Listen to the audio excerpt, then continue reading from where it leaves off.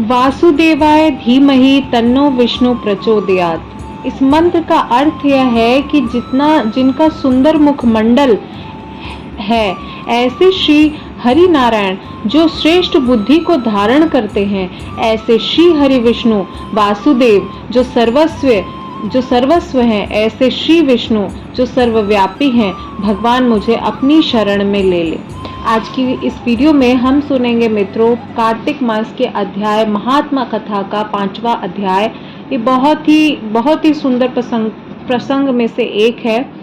तो संपूर्ण जगत के पालनहार के प्रिय कार्तिक मास की कथा को मैं आज यहाँ पर आपसे वर्णन कर रही हूँ।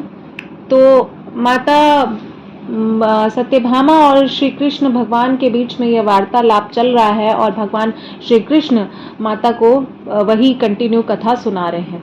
तो राजा पृथु बोलते हैं कि हे नारद जी, आपने कार्तिक मास में स्नान का फल कहा, अब अन्य मासों को विधि पूर्वक स्नान करने की विधि, नियम एवं उद्यापन की विधि भी बतलाइए। देवर्षि नारद जी इतने पर कहे, हे राजन, आप भगवान विष्णु के अंश से उत्पन्न हुए हैं, अतः यह बात आपको ज्ञात ही है। फिर भी आपको मैं यथाचित विधान बतलाता हूँ। अश्विन मास की शुक्ल पक्ष की एकादशी से कार्तिक व्रत को करना चाहिए। ब्रह्म मुहूर्त में उठकर जल का पात्र लेकर गांव से बाहर पूर्व अथवा उत्तर दिशा में जाना चाहिए, जिसके बाद जो मनुष्य मुख शुद्धि नहीं करता उसे किसी भी मंत्र का फल प्राप्त नहीं होता। अतः दांत और जीभ को पूर्ण रूप से शुद्ध रखना चाहिए जब मंत्रों का उच्चारण कर रहे हो, और निम्नलिखित मंत्र का उच्चारण करते हुए दातुन तोड़नी चाहिए। जब आप दातुन तोड़ रहे हो तो इस मंत्र का आपको ध्यान करना चाहिए या उच्चारण करना चाहिए। हे वनस्पतये, आप मुझे आयु, कीर्ति, तेज, प्रज्ञा, पशु संपत्ति, महाज्ञान, बुद्धि एवं विद्या प्रदान करें। इस प्रकार से मन स्थिति में उच्चारण करते हुए या आप बोल कर भी अपने दातुन को तोड़ सकते हैं। इस उच्चारण से वृक्ष के 12 अंगुल की दातुन लें। दूध वाले वृक्ष से दातुन नहीं करना चाहिए। इस प्रकार कपास, कांटेदार वृक्ष, जले हुए वृक्ष का दातुन नहीं लेना चाहिए।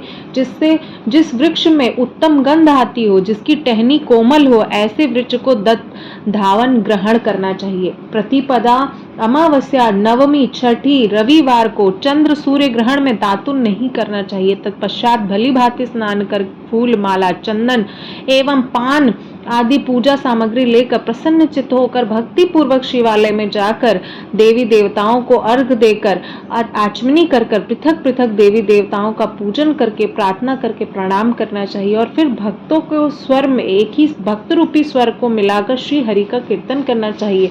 मंदिर में जो गायन भगवान श्री हरि कीर्तन में करने आए हो, उनका माला, चंदन, तांबुल इत्यादि से पूजन करना चाहिए, क्योंकि देवालयों में भगवान विष्णु को अपनी तपस्या, योग और दान द्वारा प्रसन्न करते थे, परंतु कलयुग में भगवत गुणगान को ही भगवान श्री हरि को प्रसन्न करने का एकमात्र साधन है।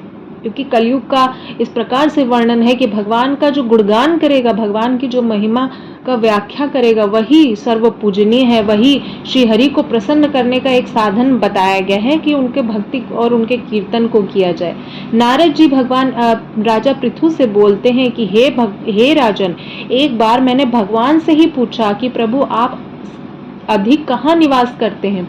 तो भगवान उत्तर देते हुए कहते हैं कि मैं वैकुंठ या योनियों के हृदय में ही निवास नहीं करता हूँ, अपितु जहाँ मेरे भक्त मेरा कीर्तन करते हैं, मैं वहाँ अवश्य निवास करता हूँ। जो मनुष्य चंदन, माला आदि से मेरे भक्तों का पूजन करते हैं, उनमें मेरी ऐसी ही प्रीति होती है जैसे कि मेरे पूजन से भी नहीं हो सकती। अतः इस कथा का सार यह है कि भगवान को उनसे ज्यादा उनके भक्त प्रिय हैं। भगवान भक्त वत्सल है, इसीलिए उनको भक्त वत्सल कहा गया है। नारद जी ने फिर कहा, शरीस, धतुरा, गिरिजा, चमेली, केसर, कंदार एवं कटहल के फूलों व चावलों से भगवान विष्णु की पूजा नहीं करना चाहिए। धतूरा, गिरिजा, चमेली, केसर ये सब भगवान को अप्रिय है। अड़हल, कंद, गिरीश, जूही, मालती और केवड़ा के पुष्पों से भगवान शंकर का पूजन नहीं करना चाहिए। भगवान के वर्णन कर रहे हैं नारद जी की इस प्रकार के पुष्पों इत्यादि का प्रयोग नहीं करना चाहिए। जिन देवताओं की पूजा में जो फूल निर्दिष्ट हो, उन्हीं फूलों को से उस देवता की पूजन करना चाहिए। पूजन समाप्ति के बाद भगवान से क्षमा याचना अवश्य करना चाहिए।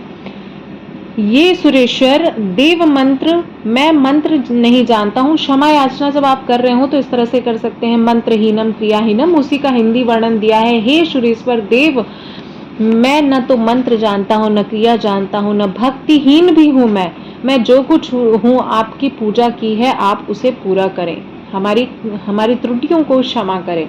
ऐसी प्रार्थना करने के पश्चात साष्टांग करके भगवत कीर्तन करना चाहिए, श्री हरि की कथा सुननी चाहिए तथा प्रसाद ग्रहण करना चाहिए। जो मनुष्य उपरोक्त विधि के अनुसार कार्तिक व्रत के अनुष्ठान करता है वह जगत में सभी सुखों को प्राप्त करके मुक्ति को प्राप्त करता है। ये थी मित्रों 5वें अध्याय की कथा, 5वें अध्याय का महात्म। उम्मीद करती हूँ कि आपको प्रसंग सुनकर अत्यधिक पवित्र कार्तिक महीने का जो महात्म कथा मैं सुना रही हूँ, प्रसंग सुन के आपको आनंद आया होगा। वीडियो कहीं पे भी किसी भी रीजन पे अच्छी लगी हो तो लाइक शेयर जरूर कीजिएगा। मिलती हूँ ऐसी ही नेक्स्ट वीडियो में महात्म्य का वर्णन लेकर। तब तक के लिए जय श्री विष्णु।